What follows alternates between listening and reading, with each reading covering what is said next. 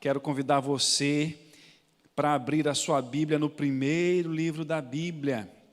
E no início da segunda divisão do livro de Gênesis. O livro de Gênesis é o primeiro livro de toda a Bíblia, o primeiro livro do Pentateuco, Gênesis, Êxodo, Levítico, Números, Deuteronômio, ou então da Torá. Tem duas grandes divisões, duas divisões básicas. A primeira, do capítulo 1 ao capítulo 11, a primeira divisão, que é chamada de a história primeva, o início de tudo. Gênesis, portanto, não é só um livro religioso, Gênesis é também um livro de cosmogonia, que explica a origem do universo. Então, nós temos essa explicação da origem do universo de Gênesis 1 a Gênesis 11. E de Gênesis 12 até Gênesis 50, nós temos então a história dos patriarcas. Nós vamos começar hoje aqui com Abraão, falar um pouco sobre Abraão, os 3 primeiros versículos do capítulo 12, porque Deus veio fazendo alianças para que a sua salvação se efetivasse, o processo de salvação se efetivasse. Então ele começa um novo povo com Abraão, para que esse povo, então, a partir de uma família, fosse o recipiente, o receptáculo das promessas de Deus, do plano de salvação de Deus para toda a humanidade que vai consumar na volta de Jesus. E nós vamos falar hoje, com base em Gênesis 12, de 1 a 3, sobre que Deus tem um chamado para você e para mim. Ora, disse o Senhor a Abrão, que não era nem Abraão ainda: sai da tua terra, da tua parentela e da casa de teu pai, e vai para a terra que te mostrarei. De ti farei uma grande nação, e te abençoarei, e te engrandecerei o nome, sê tu uma bênção. Abençoarei os que te abençoarem, e amaldiçoarei os que te amaldiçoarem. Em ti serão benditas todas as famílias da terra. Eu começo fazendo uma pergunta para você. O que você pensa? O que você acha que Deus está fazendo exatamente agora, nesse momento? O que você pensa que Deus está fazendo? Como você pensa que Ele está agora? Onde você acha que Ele está? Será o que Deus está fazendo, por exemplo, com a política brasileira? Será que Deus se importa com a crise na Venezuela? O que Deus tem a dizer sobre a pandemia? Sobre o dólar alto? Sobre o valor do salário mínimo? O que você acha que Deus está pensando disso agora? Do preço também do arroz? Nós fomos no mercado semana passada e a gente foi comprar 1 quilo de arroz e nós resolvemos comprar então uma picanha, né? Porque estava mais ou menos, a picanha estava mais barata do que o arroz, né? Então, vamos de picanha ao invés de arroz, né, gente? O que Deus pensa das queimadas lá nas regiões do Mato Grosso e lá do Pantanal? Com certeza Deus está fazendo algo com tudo isso e está fazendo muito mais. Mas agora eu vou estreitar a pergunta. O que Deus está fazendo agora, nesse exato momento, comigo e com você? Quando nós olhamos para Gênesis aqui, no capítulo 11, que se inicia com a Torre de Babel, a confusão das línguas, as pessoas não se entendiam mais. De repente havia uma só linguagem na terra, não sabemos qual era essa linguagem, impossível saber. Mas de repente há uma confusão, e essa confusão foi até para salvar, porque a ideia da Torre de Babel, de construir uma torre ali que chegasse até os céus, aquilo ia gerar era um projeto de megalomania. As pessoas iam engolir-se umas às outras, engolirem-se umas às outras e acabarem umas com as outras. Por isso que é perigoso isso. Então, no meio daquela confusão, daquela dispersão toda, nós vemos aqui então que Deus chama a Abraão. no meio da confusão, no meio do problema, do caos, quando as pessoas não se entendiam, e mais ou menos nós vivemos um tempo assim, filhos que não compreendem os seus pais, seus pais não entendem os seus filhos, irmãos que não se entendem, e igrejas e empresas que quebram, empresas grandes, empresas poderosas. Eu trabalhei numa que eu pensava, meu Deus, isso aqui nunca vai quebrar, mas quando os filhos assumiram, acabou.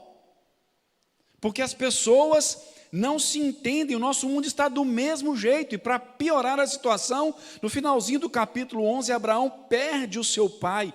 E no meio de tudo isso que Deus está fazendo, Deus chamou Abraão e está chamando a mim e a você. Nada na Bíblia é desperdiçado. A conjunção alternativa ora, aí a primeira palavra do capítulo 12, do versículo 1, é uma conjunção alternativa, ou seja, de dentro da confusão mundial e dos problemas pessoais que Abraão tinha por causa da morte, da perda do seu pai, assim como eu e você também temos os nossos problemas pessoais, Deus fez a opção de escolher e de chamar justamente Abraão. É por isso que eu e você aqui hoje precisamos ficar atentos diante dessa confusão toda que nós estamos vivendo, ou até mesmo diante das lutas e problemas pessoais que nós temos em algum aspecto da vida. Sabe por quê? É exatamente nesse tempo que eu e você somos a opção da alternativa de Deus, somos a alternativa do chamado de Deus para cumprir a sua vontade e nos dar uma nova história. Sabe o que Deus está fazendo hoje, agora, nesse exato momento aqui? Está te chamando, está me chamando para uma nova história, está nos convocando para um tempo novo, para uma nova história em nome de Jesus. E quais são os aspectos desse chamado que Deus tem para mim e para você? Primeiro, Deus está te chamando e me chamando para sair. Deus diz a Abraão, sai da tua terra. Deus sempre faz isso. Deus mandou Davi sair do rebanho das ovelhas. Deus mandou Pedro sair da pesca. Deus, através de Jesus, mandou Mateus sair da coletoria. Deus, numa visão, mandou Paulo sair do judaísmo farisaico que ele vivia. Deus mandou Lutero, o reformador do século XVI, sair da advocacia. Deus mandou João Bunyan sair da funilaria, de fazer materiais com ferro, vasilhas, panelas. Deus mandou William Carey, que foi aquele que evangelizou a Índia no século XVIII, final do século XVIII, mandou sair da sapataria, e eles saíram, e o mundo não foi mais o mesmo, e eles também não foram mais os mesmos. E Deus está mandando você sair. E eu quero pensar aqui com você, de onde Deus de repente está mandando a gente sair nessa noite. De repente, das cavernas que edificamos ao longo da nossa vida, para nos protegermos desse mundo cruel, desse mundo de mentiras. Quantas pessoas doentes, porque saíram do interior, vieram da roça, tinham um estilo de vida familiar, famílias moravam perto, todo mundo confiava em todo mundo, chegaram aqui, começaram a ser enganados por um por outro, e aí essa pessoa cria uma caverna para se proteger de tudo. É saudável isso, mas tem um período que isso pode virar um vício. Mas tem gente que está também precisando sair do esconderijo, do medo de viver a vida com Jesus. Meus irmãos, o diabo tem essa mania de mentir para nós, tentando falar que a vida com Jesus é uma caretice, é uma chatice, não tem alegria, não tem prazer. O diabo faz isso, e de repente precisamos sair desse esconderijo, dessa caverna. De repente, uma caverna que temos que sair também é da indiferença um para com o outro. Sairmos desse egoísmo, quem sabe, também da preguiça espiritual. De repente precisamos sair daí. E deixa eu te falar uma coisa: preguiça não é somente inatividade. Preguiça é também não seguir a estrada estabelecida por Deus, é deixar de cumprir o nosso propósito divino. Quem sabe o lugar que nós temos que sair é da nossa teimosia em maus caminhos, em caminhos errados. Que por mais que alguém diga que não tem problema, tem, a gente sabe que tem. Quem sabe o lugar que temos que sair é das repetidas e repetitivas más escolhas e más decisões e de tantas outras coisas que nós, de tanto acreditarmos nelas, acabamos permitindo que elas nos dominassem e nos afastassem de Deus. E a questão é, será que a gente consegue fazer isso? Eu me lembro de Jesus, né, em João capítulo 11, quando então ele faz uma coisa muito, muito, muito interessante, porque Jesus disse, Lázaro, vem para fora, e foi mediante essa palavra que Lázaro foi ressuscitado. Jesus ressuscitou Lázaro com o seu chamado, e Deus hoje com o seu chamado aqui, está capacitando a mim e a você a sairmos dos lugares que nós temos que sair. De onde você precisa sair hoje? De repente não é mudar de cidade, mudar de casa, mudar de emprego, mudar de família, não é isso. De repente é sair aqui dentro no coração, é sair aqui dentro da mente. O fato é, Deus não te quer aí mais. Deus não me quer neste lugar mais. Mas por que Deus está querendo que a gente saia? Deus está querendo nos incomodar? Deus está querendo fazer jus às mentiras que as pessoas falam dele, que ele serve só para podar a gente, para incomodar, para cortar a gente? Ou será que Deus está querendo nos expor? Será que Deus está brincando de fazer teste com a gente? Claro que Deus não precisa disso, porque Ele sabe tudo a nosso respeito. A Bíblia diz que Ele sabe que a palavra ainda não nos chegou à boca. Um hebraísmo para dizer que nós ainda nem formulamos na nossa mente o conceito para então formularmos a palavra, e Deus já sabe dessa palavra. Isso quer dizer que Ele não precisa ficar testando para me conhecer e te conhecer. Ele sabe muito bem quem eu e você somos. Então por que Deus está te mandando sair hoje, agora? Essa é uma boa pergunta.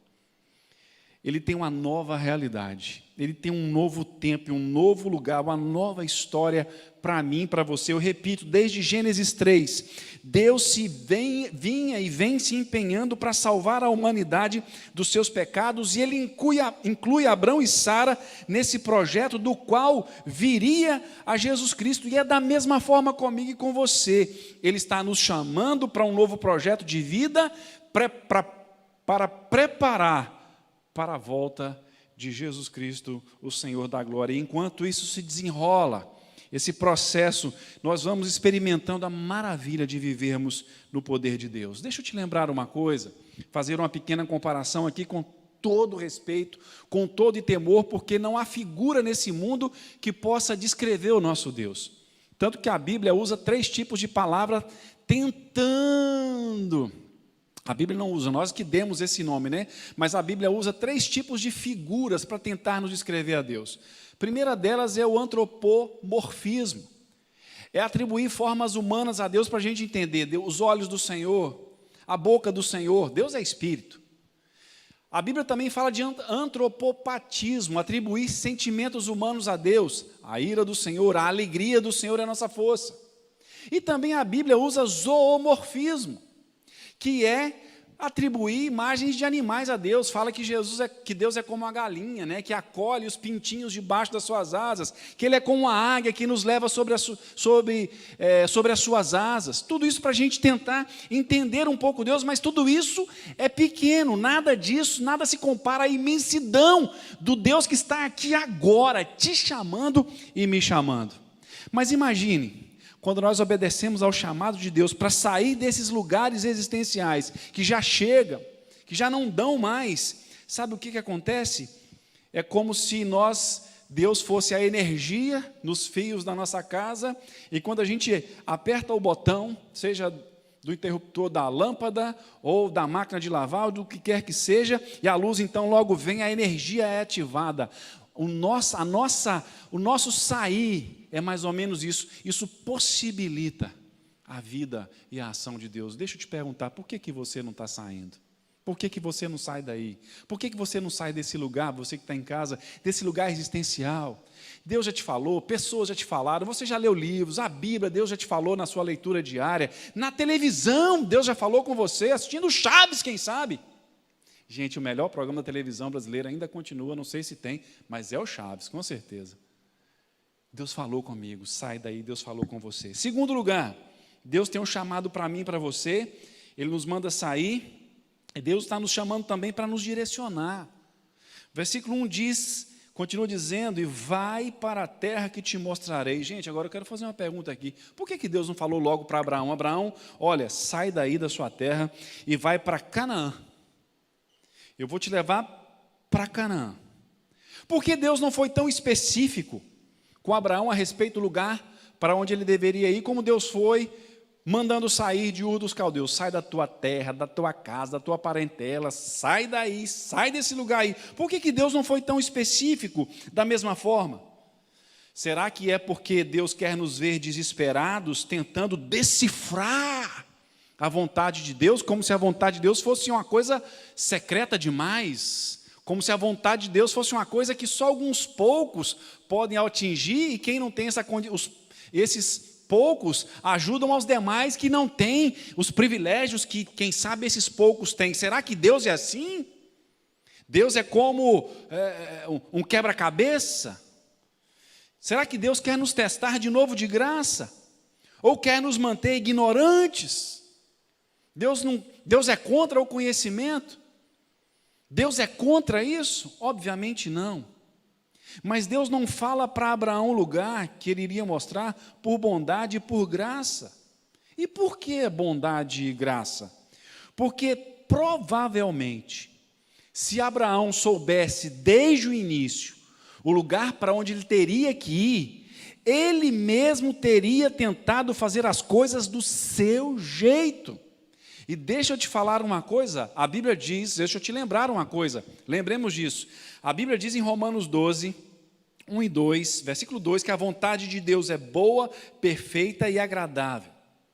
E a vontade de Deus precisa ser feita do jeito de Deus. E muitas vezes nós queremos fazer a vontade de Deus do nosso jeito. Queremos formar uma família, Deus quer que a gente tenha uma família? Claro. Mas Ele coloca orientações, um cônjuge, alguém com quem você vai compartilhar a sua vida toda, precisa no mínimo ter os mesmos valores que você tem, precisa ter no mínimo a mesma fé que você tem, adorar ao mesmo Deus que você adora. Então Deus vai dando critérios. Então provavelmente Ele não disse para Abraão, Abraão, te quero lá em Canaã, porque Abraão poderia começar a tentar dar um jeito, eu vou fazer isso, ao invés de ir de camelo eu vou de jumento, não, acho que eu vou passar por tal lugar. E Deus queria que Abraão tivesse toda a sua direção. Ou também Deus não falou para Abraão, porque nós vemos lá no Novo Testamento, quando Paulo disse o seguinte, olha, eu vou para Jerusalém. E aí um profeta de Deus, o Ágabo, fez uma encenação com um cinto, e mostrando assim, os cintos não eram de couro, como o meu e o seu são, eles eram de tecidos, né? E ainda existem assim. E Ágabo fez uma encenação, e amarrou o cinto e disse, olha, eles vão fazer isso com você, vão prender você em Jerusalém. Aí o pessoal da região de Éfeso falou para Paulo, Paulo não vai, eles vão te prender lá. E Paulo disse, olha, eu tenho que ir, Deus me convenceu de que eu tenho que ir até lá. Às vezes Deus não fala tudo para nós, porque pode ser que a gente vai compartilhar e alguém vai tentar atrapalhar o plano de Deus para nós. Deus está nos chamando para nos direcionar, dia a dia, passo a passo, tanto que Ele fala para Abraão, te mostrarei. Essa palavra mostrarei aqui também tem o significado de aparecer. Deus disse, eu vou aparecer para você, eu vou ficar olhando fixamente para você, você vai desfrutar de mim, vai ter experiências comigo, vai me discernir, vai me encontrar, eu vou estar próximo de você. Abraão, à medida que você for caminhando, eu vou te dar visões. Seguir a direção diária de Deus é receber tudo isso. E Deus é tão maravilhoso, tão imenso, que nós não podemos receber dele tudo de uma vez, gente. É todo dia um pouco, cada vez um pouco, cada vez um pouquinho. Coloca R$1 milhão na mão de uma menininha de 6, 7 anos para você ver o que vai virar. Eu me lembro que quando a minha menina fez, sei lá, uns 5 ou 6 anos, ela me pediu um dinheiro. E eu me lembro até hoje, eu dei um dinheiro considerável para ela, gente, eu dei R$100. E ela foi lá e comprou 2 polis, e o resto comprou em bala e chiclete. Eu sei que a poli era 45, né, 2 deu R$90 e R$10 sentou o pau em tudo. Eu pensei que ela fosse comprar uma poli, guardar um dinheirinho na minha cabeça. Olha só, às vezes nós queremos que Deus faça isso com a gente. Senhor, me dá tudo agora, eu quero tudo agora, mas para quê? Primeiro que a gente não tem nem condições, e depois a gente pode acabar com tudo isso. E assim, ao contrário do que o diabo e os seus seguidores dizem, Deus não quer nos limitar, gente. Deus quer nos expandir, nos fazer ter visões grandiosas, ter experiências maravilhosas, estar perto dEle. Mas isso é dia a dia na sua direção. Terceiro e último lugar, Deus está te chamando agora para sair, para te direcionar, para fazer isso comigo também, e está nos chamando para nos transformar. Versículos 2 e 3, que diz, de ti farei. Esse verbo aí, no futuro do presente, é maravilhoso. Deus diz a Abrão, de ti farei uma grande nação. Outra forma de dizer isso aqui seria, eu vou te tratar, eu vou te curar, eu vou te libertar, eu vou te transformar.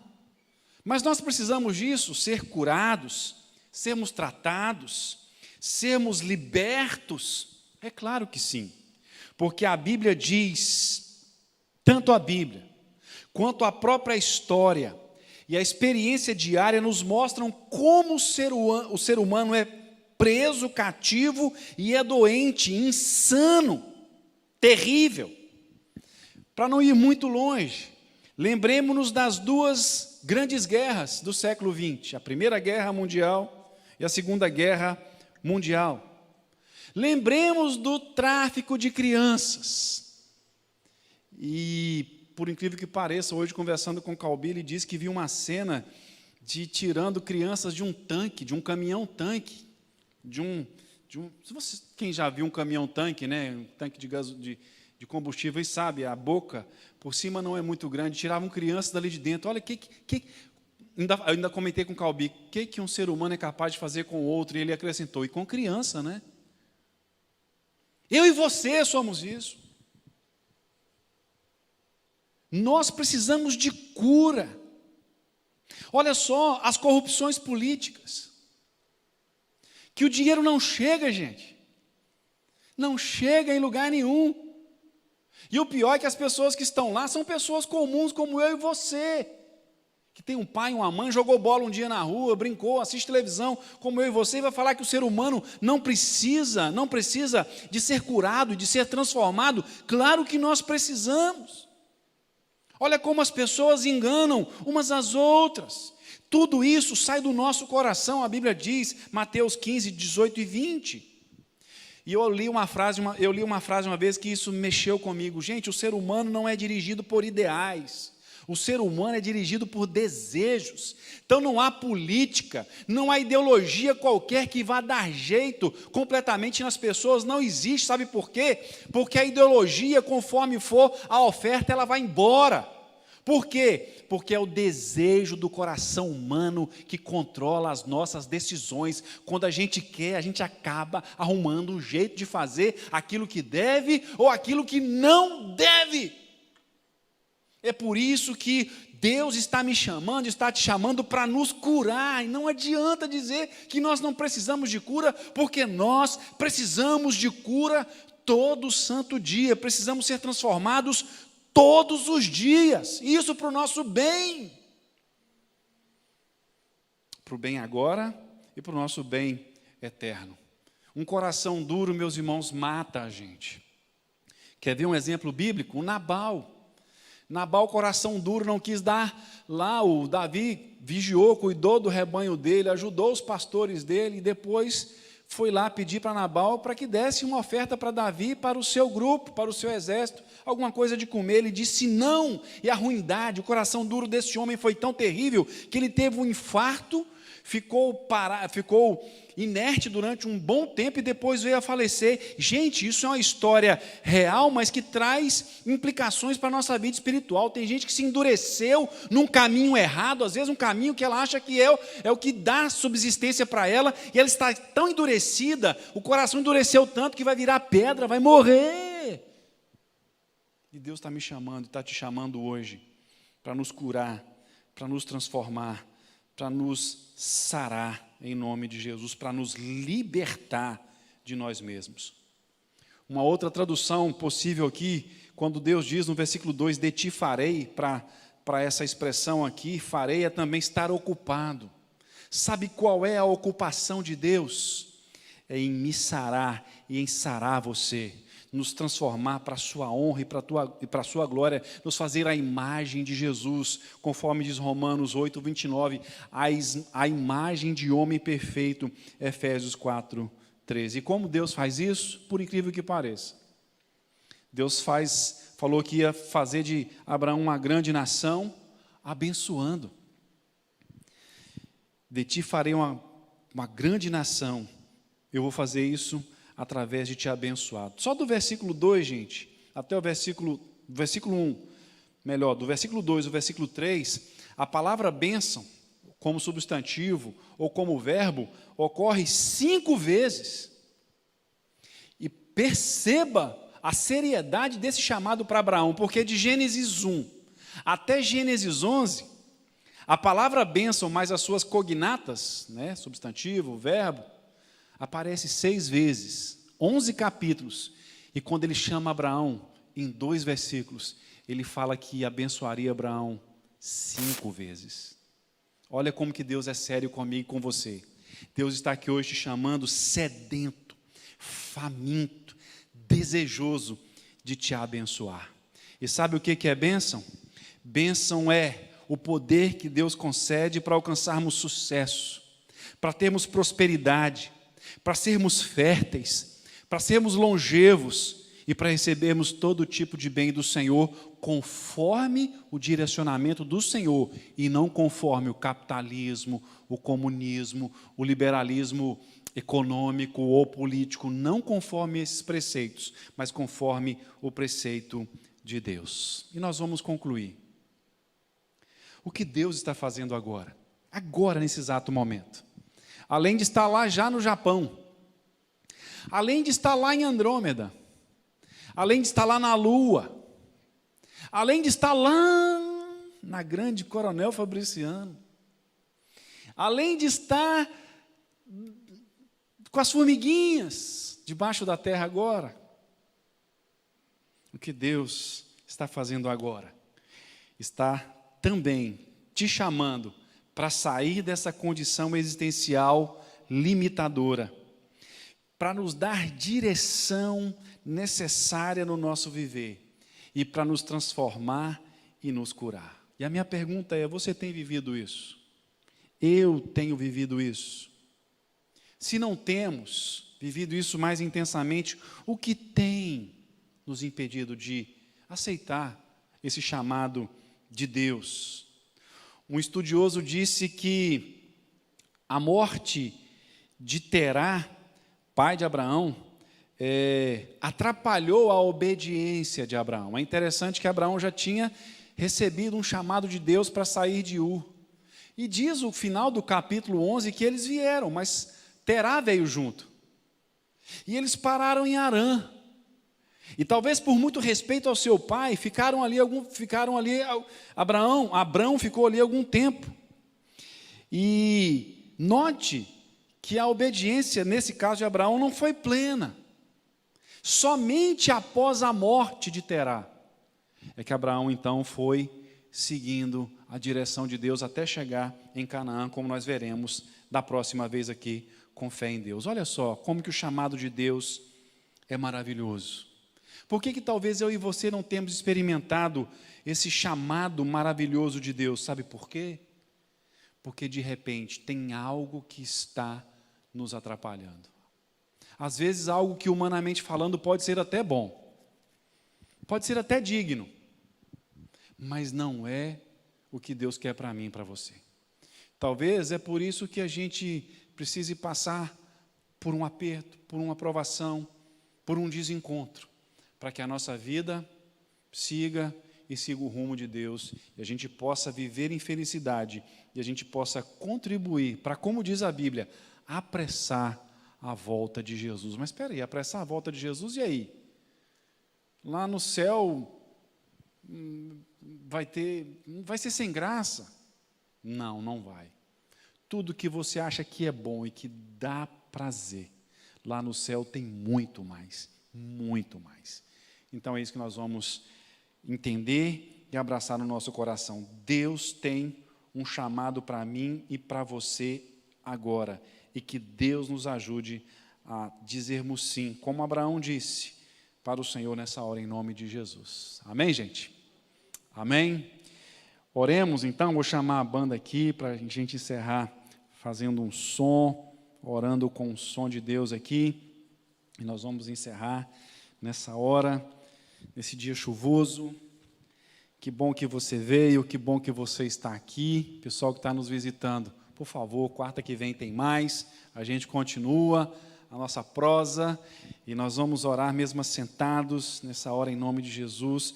Eu quero te desafiar a lembrar disso, Deus está te chamando, é para você sair, Ele quer te dirigir, Ele está ansioso por te dirigir, está ansioso para curar as nossas dores, para nos libertar das nossas cadeias.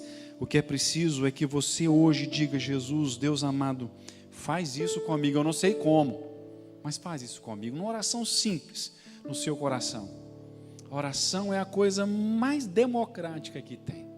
Todos podem falar com Deus, em qualquer lugar, em qualquer circunstância. Só fala assim: Senhor, eu quero isso para mim, em nome de Jesus.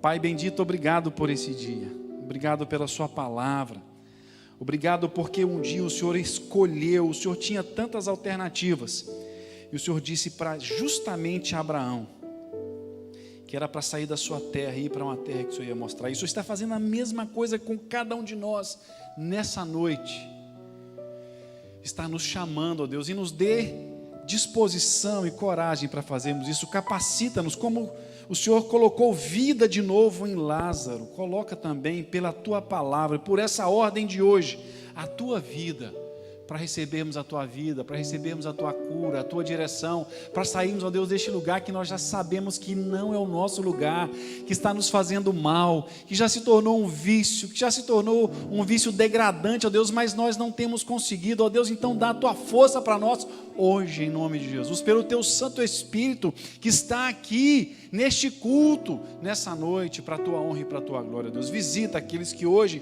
precisam atender o chamado do Senhor, o chamado agora. O Senhor tem tantas questões, o Senhor está envolvido em todas as questões do mundo, mas nesse momento aqui, o Senhor está focado em demonstrar a todos que participam deste culto, seja aqui ou pela internet, que o Senhor tem esse chamado para nós.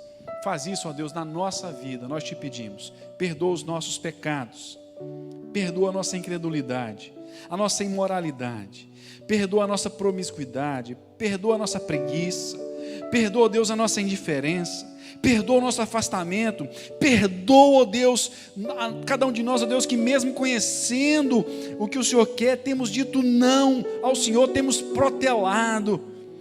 Perdoa-nos também por acharmos que a vida com o Senhor é uma chatice, é uma coisa de velho caduco. Pai, perdoa-nos por isso em nome de Jesus. E nessa noite, ó Deus, vem visitar aqueles que precisam de algum tipo de libertação.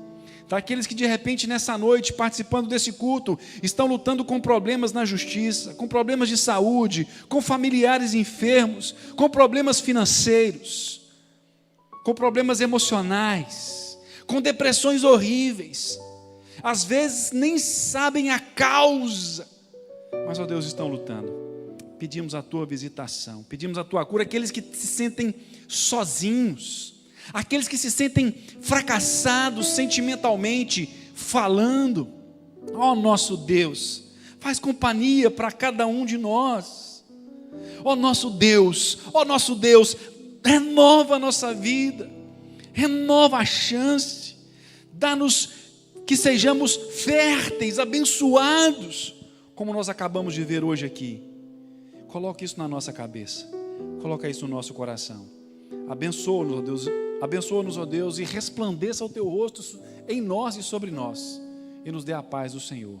Nós oramos assim em nome de Jesus, e que a graça do nosso Senhor e Salvador Jesus Cristo, que o amor de Deus, o nosso Pai, que a comunhão e a presença, e a amizade, a parceria, a companhia do Espírito Santo de Deus não nos dê sossego, não nos deixe, hoje, para sempre e em qualquer lugar, em nome do Pai, do Filho e do Espírito Santo.